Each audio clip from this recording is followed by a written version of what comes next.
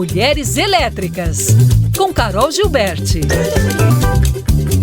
Olá pessoal, aqui é a Carol Gilberti da coluna Mulheres Elétricas e é com grande alegria que estamos aqui hoje gravando o segundo episódio de Mães Elétricas, uma série que terá 4 episódios, cada um com 2 convidadas diferentes, para falarmos de assuntos que giram em torno da vida dessas mulheres reais, que agora estão se refazendo e se redescobrindo nessa nova realidade. Essas mães elétricas fazem acontecer e mudam o mundo ao seu redor. Todos os domingos de maio, você terá a oportunidade de se conectar com tantas histórias de mulheres elétricas incríveis. Você pode acompanhá-las pela rádio e podcast nas plataformas Spotify e SoundCloud, e por vídeo pelas nossas redes sociais no @RádioBandNewsBH e @Mulheres Elétricas. A Rádio Band News FM Belo Horizonte e Mulheres Elétricas, através da série Mães Elétricas, apoiam a campanha Compartilhando Empatia, que ao longo de todo o mês de maio vai doar cerca de 500 cestas básicas a famílias em situação de vulnerabilidade. Na semana passada, já foram entregues 222 cestas a essas famílias que puderam passar o Dia das Mães com comida de verdade em suas mesas. A campanha está na plataforma Evoe e para contribuir, acesse o www.evoe.cc e procure a campanha Compartilhando Empatia. Queria dar as boas-vindas a essas mulheres elétricas maravilhosas que estão aqui hoje. E antes de eu apresentar nossas convidadas, mais uma vez, a nossa tão querida Bruna está aqui. Bruna Barbosa, nos dando um suporte técnico para todo esse bate-papo que a gente está fazendo. A Bruna é mãe, advogada, sócia da Barbosa e Silva Advocacia, atuante em relações de trabalho e diretora de networking do BNI. Como a gente já sabe, essas mulheres elétricas não se contentam apenas com uma atividade, né? Nós somos multi.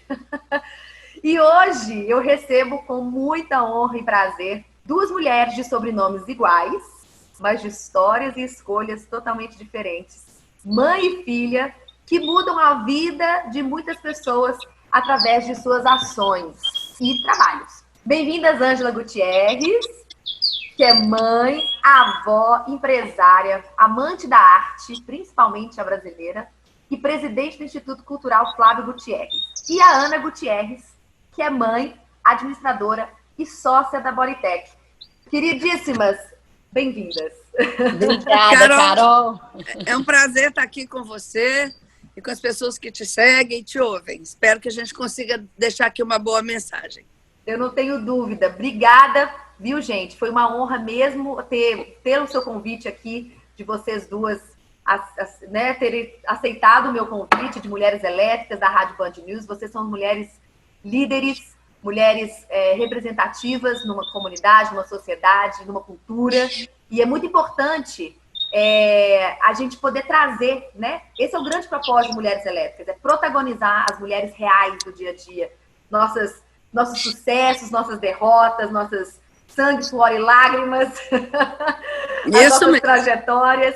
E a gente acredita muito, né? O Mulheres Elétricas acredita muito que referências são importantes nas vidas das pessoas, principalmente nas das mulheres, como exemplos até mesmo em tomadas de decisões. Então, Ângela, como você, na verdade, começou tudo aí por você, né? A história toda da sua filha Ana, da sua neta. Então, a gente vai começar por você. Você já deu várias entrevistas contando a sua história em relação ao seu pai, toda essa influência que ele teve, né, até na sua trajetória, na participação dele, no seu gosto pela arte, né, e pelas coisas que você, ao longo da sua vida, colecionou, recuperou, restaurou. E está muito vívido isso na sua história, como você conta com orgulho e admiração, né? Todos esses detalhes e os exemplos lindos que os nossos pais e mães nos deixam heranças, como eles nos deixam heranças que vão muito além dos bens materiais, né? São heranças que a gente carrega aí para o resto da vida e são repassados ao longo da vida. Isso mesmo. Nós vamos entrar um pouquinho nessa questão sua com a relação com a arte, que é maravilhosa e super representativa na nossa cultura brasileira. Mas eu queria saber um pouquinho da sua trajetória, das suas escolhas profissionais. Você, o seu pai, fundou a empresa, né, de engenharia, a Andrade Gutierrez, junto com outros sócios. E você já, em algumas entrevistas, você já citou que você nunca assumiu nenhum cargo executivo.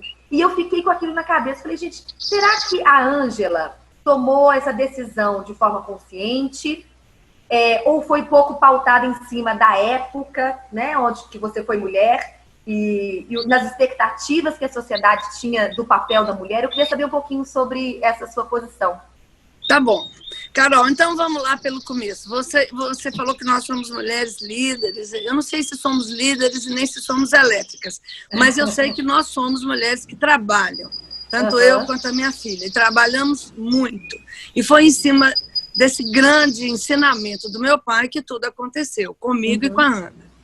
Eu realmente venho de uma geração em que as mulheres estavam começando a acordar realmente para a área profissional. E a expectativa da minha família, do meu pai, da minha mãe, naquele momento em que eu já era uma mulher feita e pronta, de 24, 23, 24 anos, era que eu me casasse, tivesse filhos e constituísse uma família e fosse muito feliz. Realmente, eu acho que as minhas contemporâneas que nos ouvirem vão concordar. Era essa a expectativa do momento ainda. Estou falando ainda, porque a partir da nossa geração isso começou a mudar. Então, a minha não entrada na empresa foi, em parte, por causa disso, em parte, pela minha vontade de trilhar realmente um outro caminho. Eu nunca fui ciências exatas. Eu trabalhei a vida toda, desde muito novinha, adolescente, já no terceiro setor. Hoje, com o distanciamento da idade, é que eu entendo que nessa opção pelo social, eu fui muito coerente a minha vida toda, desde muito novinha. Então, a minha opção continuou sendo, até hoje a área cultural. Eu tive uma influência direta muito grande do meu pai, que era colecionador, sem saber.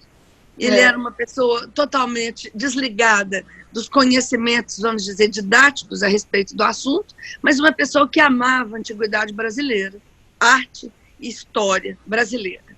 E a minha mãe, que ela não era colecionadora, mas ela era uma conservadora de primeira linha.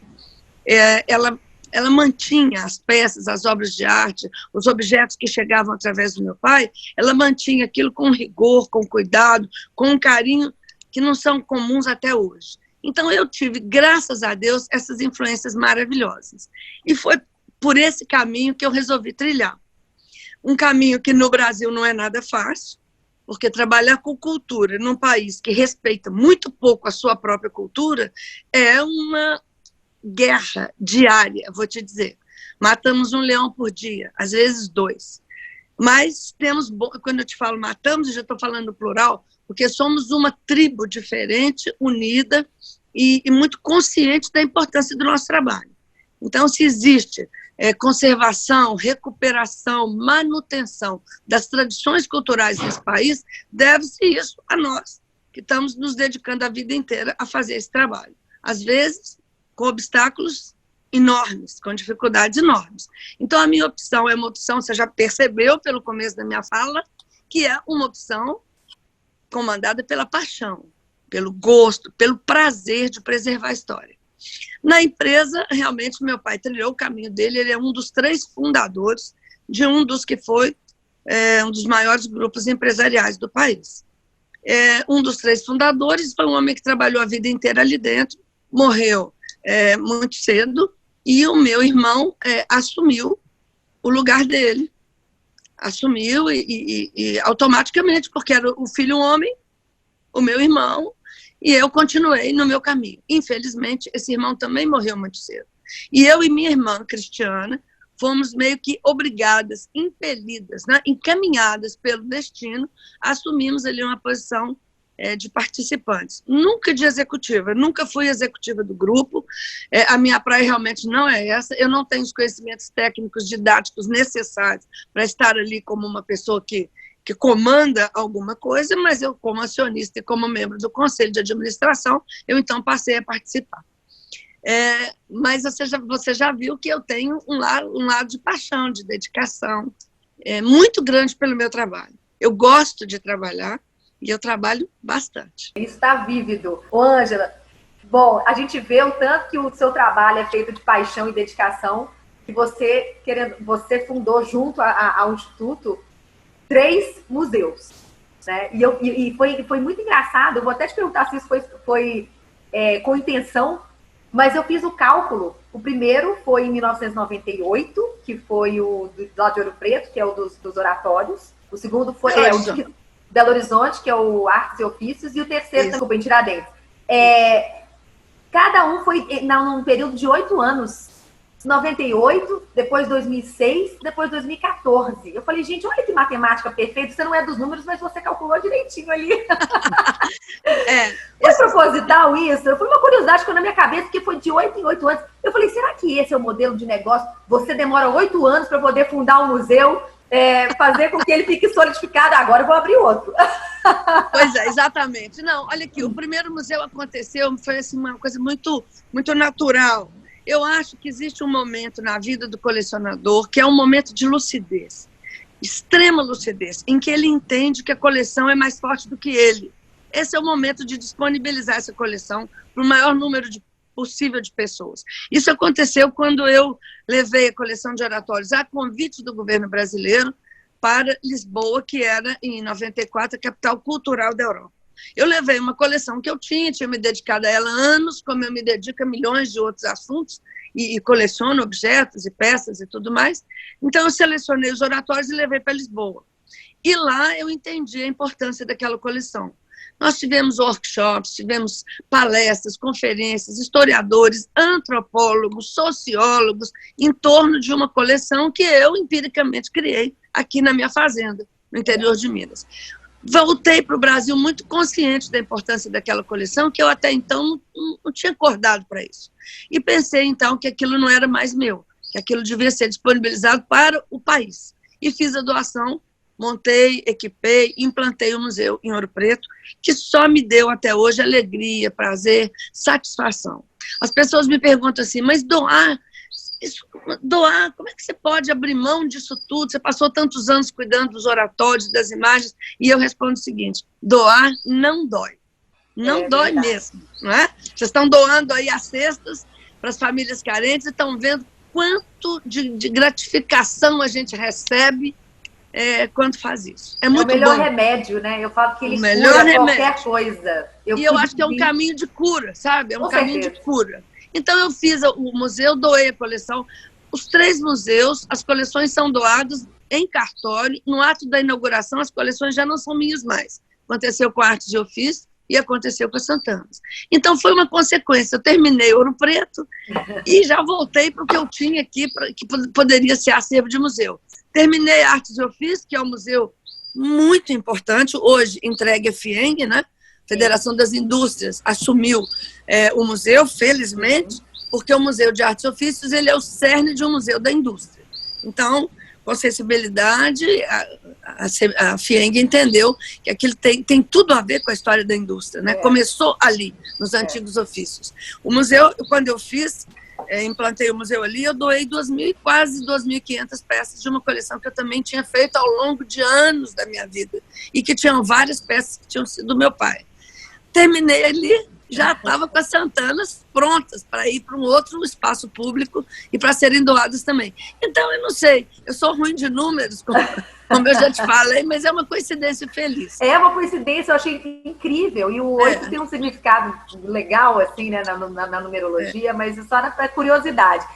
Agora, eu vou entrar agora um pouquinho na história da Aninha, porque numa entrevista que você deu em 2014 para a revista Forbes, você contou uma história que eu ri alto ontem aqui em casa, sozinha lá dentro. Meu marido, o que está acontecendo? Ah, eu estou lendo uma história que foi que pro aniversário de 15 anos da Aninha, a Aninha pediu para você ficar 6 meses sem falar a palavra oratória dentro de casa. Ela não aguentava mais aquilo.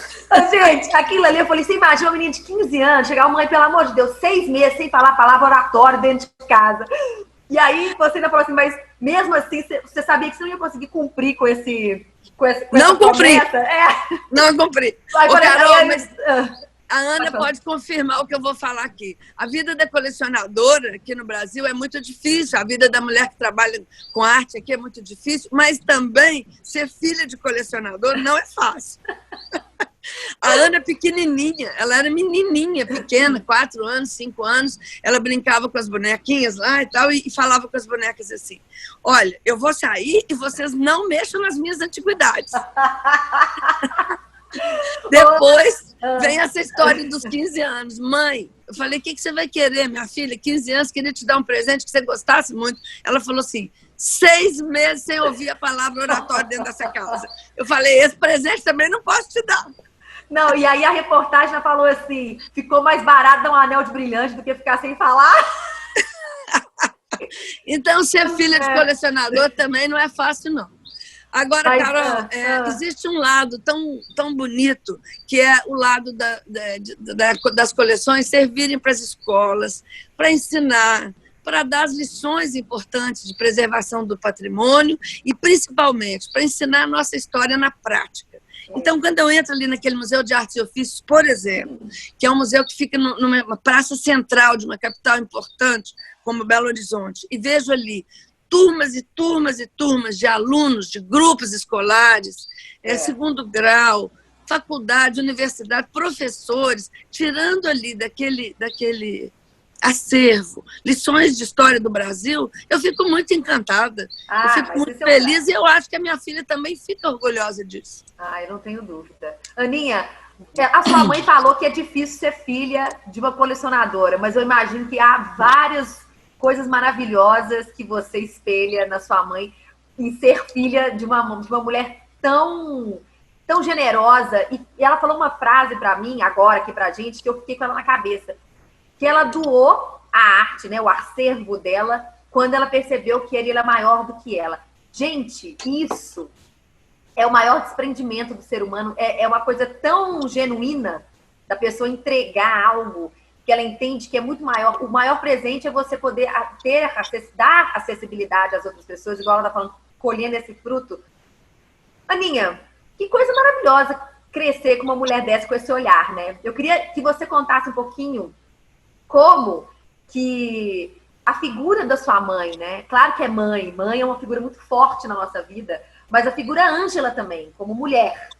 Como que ela te moldou? E o que você carrega, né? E o que você passa, assim, você passa pra frente, tendo uma mãe tão maravilhosa?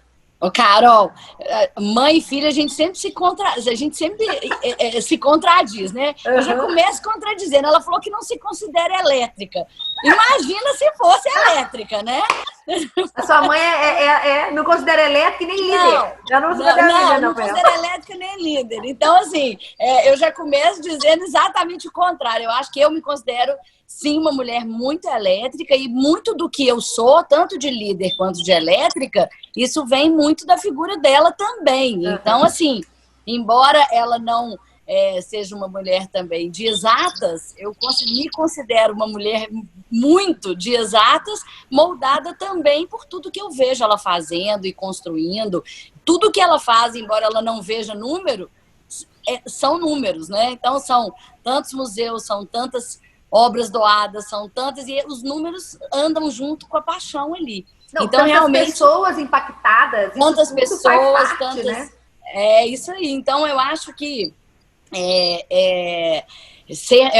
o peso de ser filha da minha mãe, de carregar a história que ela carrega, de fazer parte disso tudo, realmente é enorme. Mas, como você disse, e ela também colocou, com certeza, muito orgulho de tudo que eu vejo.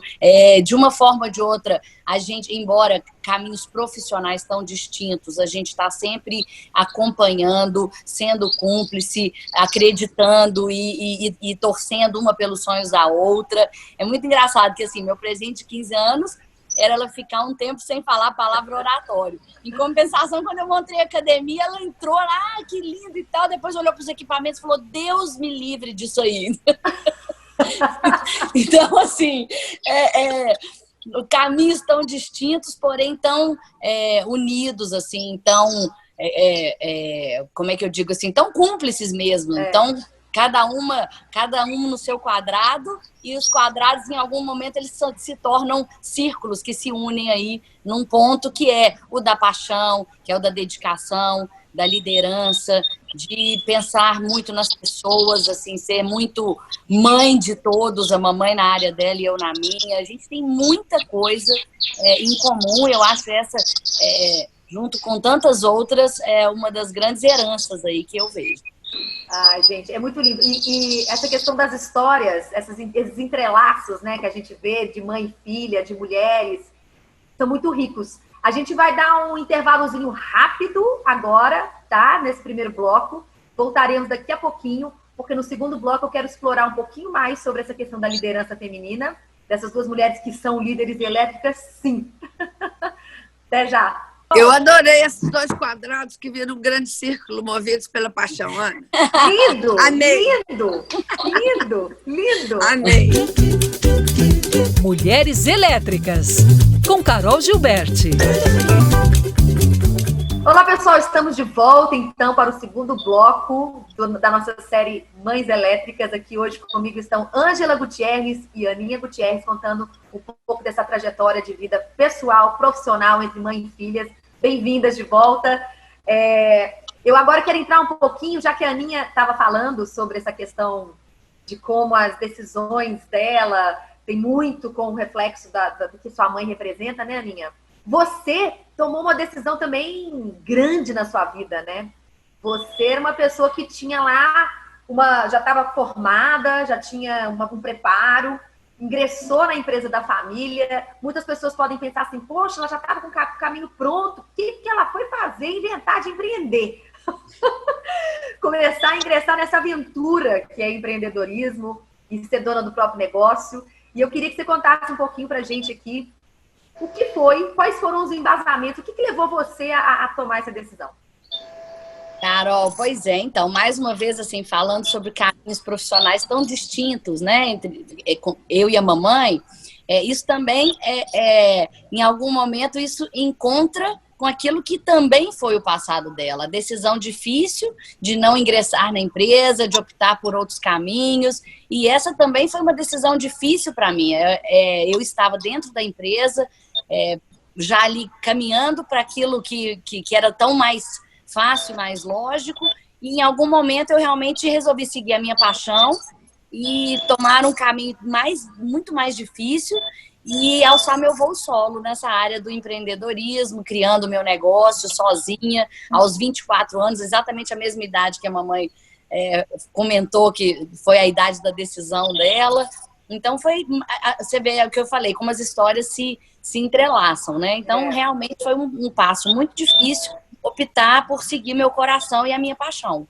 Então, foi assim que a decisão foi doída, mas foi muito consciente e, graças a Deus, feliz.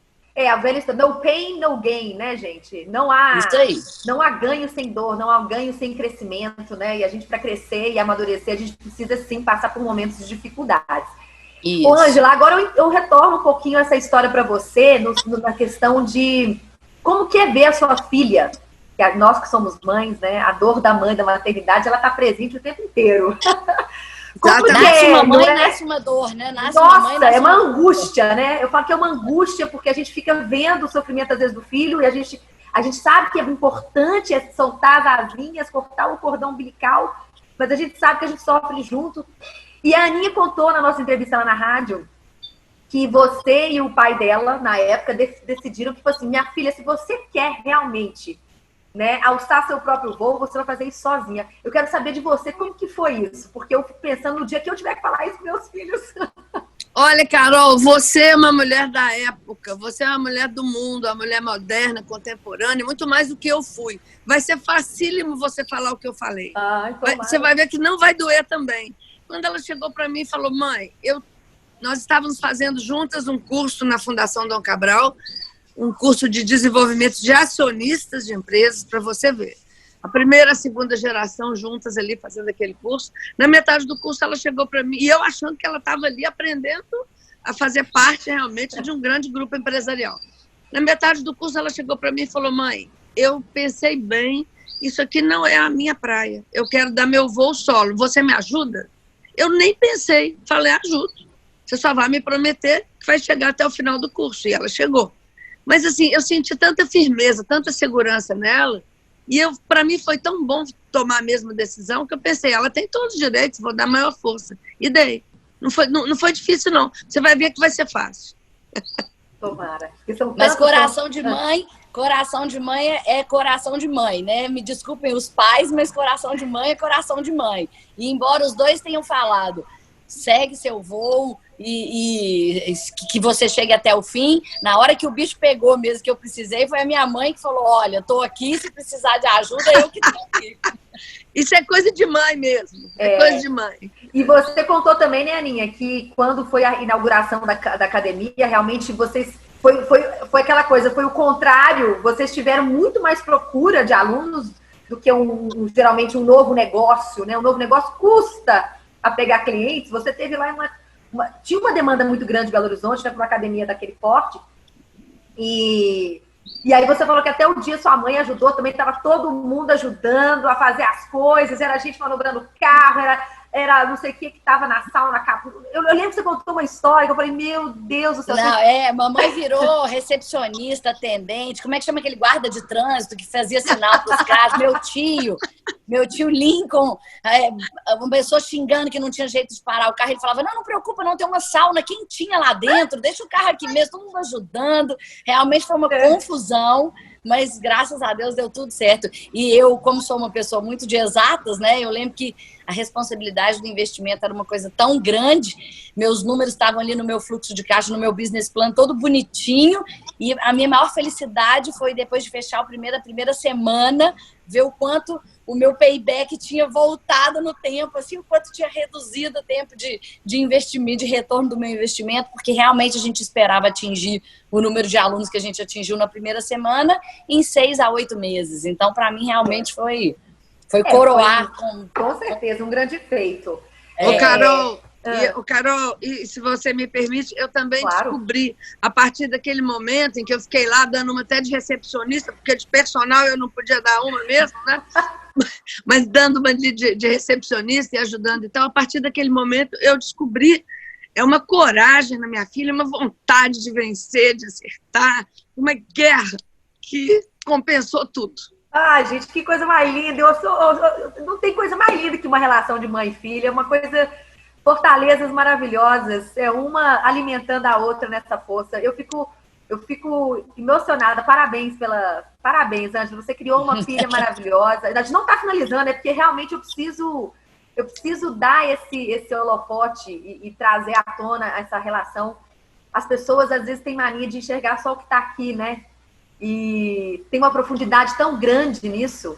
Que quando a gente vai lá dentro mesmo, vai abaixo da superfície do iceberg, tem muita coisa boa ali debaixo, né? Tem muita coisa rica. Com certeza. E você formou uma líder, Ângela. E só líderes conseguem formar líderes. Pois é, tem hora que eu até hoje, tem hora que eu me assusto e penso, meu Deus do céu, o que é isso? É líder, mas é uma líder consciente, uma líder muito responsável, que tem muito respeito pelo outro, que é uma coisa que eu acho importante em qualquer liderança. Né? Você não pode ser líder atropelando as pessoas, os sentimentos das pessoas, nada disso. Então, eu acho que até hoje eu me assusto e aprendo com ela também. Lindo. Então, você falou uma coisa super importante, líder consciente.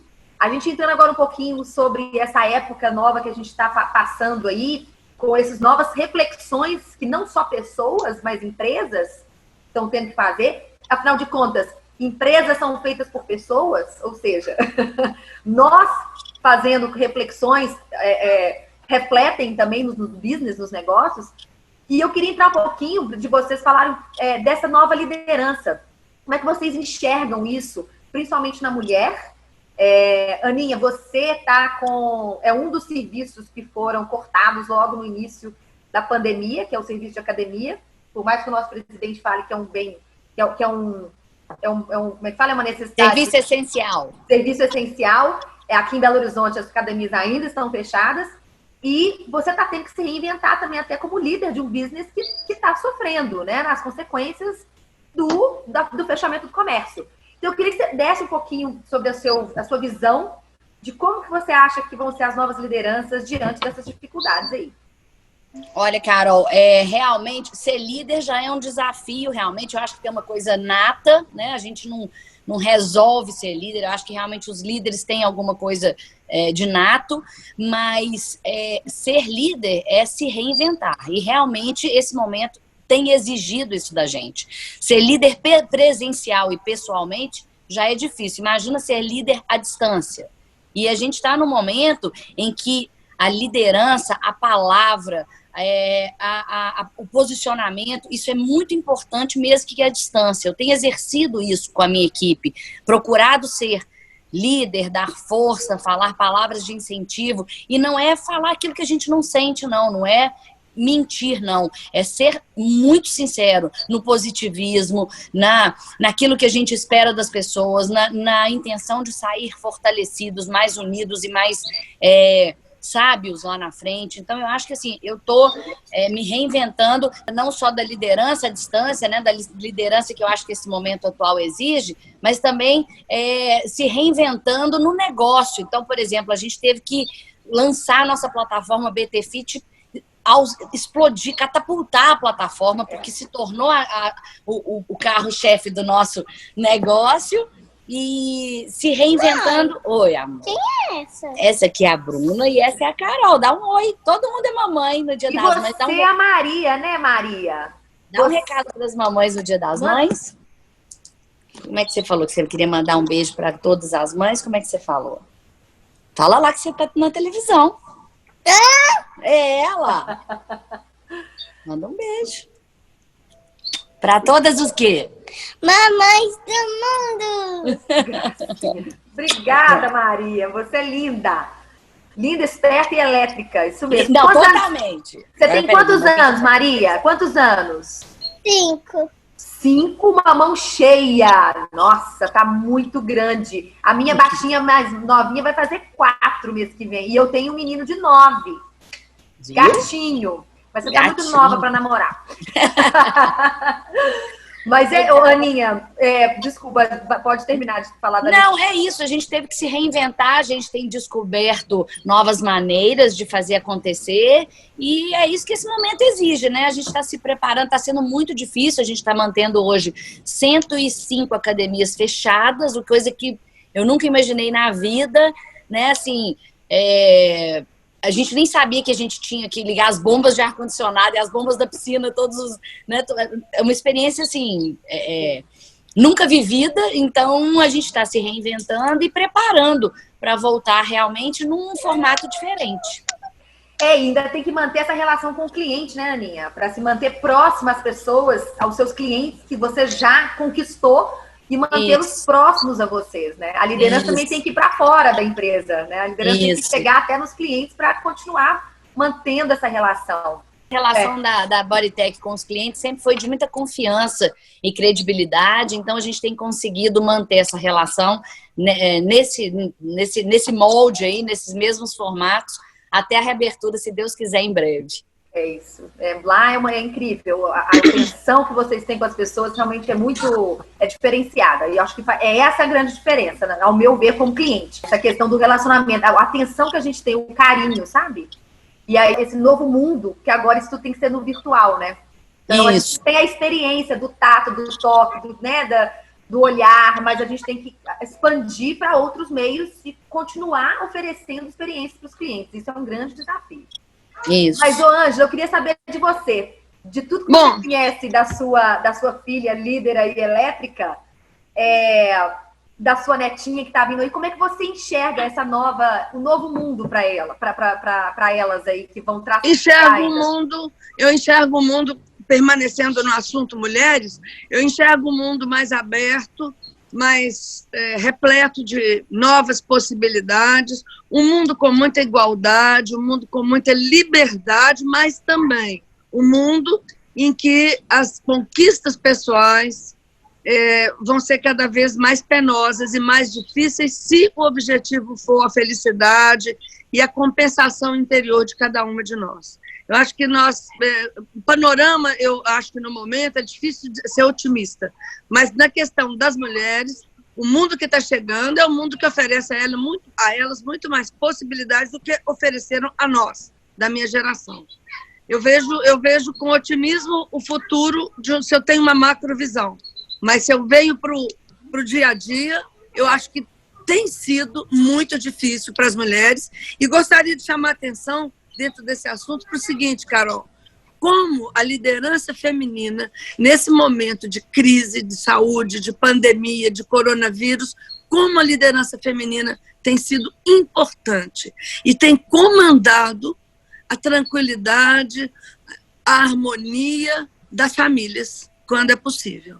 Porque está na mão das mulheres ainda agora. Nossa batalha é sempre muito difícil.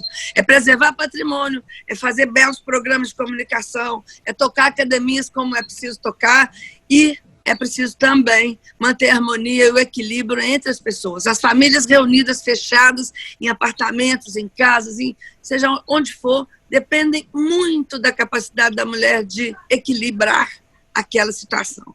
Então, a nossa tarefa é difícil e esse bate-papo seu, ele é muito bonito, ele é muito, eu acho que é muito oportuno, né? Mulheres falando sobre mulheres. Ai, obrigada, Ângela. Eu fiquei emocionada aqui agora. Obrigada.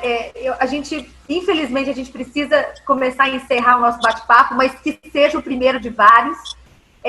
Eu não te conheço pessoalmente, Ângela, mas gostaria muito de recebê-la um dia lá na rádio para a gente bater um papo. Vai ser um prazer. Viu? Mulheres como você me impulsionam. Mulheres como a Aninha me impulsionam, como Bruna. Eu falo assim, são exemplos que eu carrego.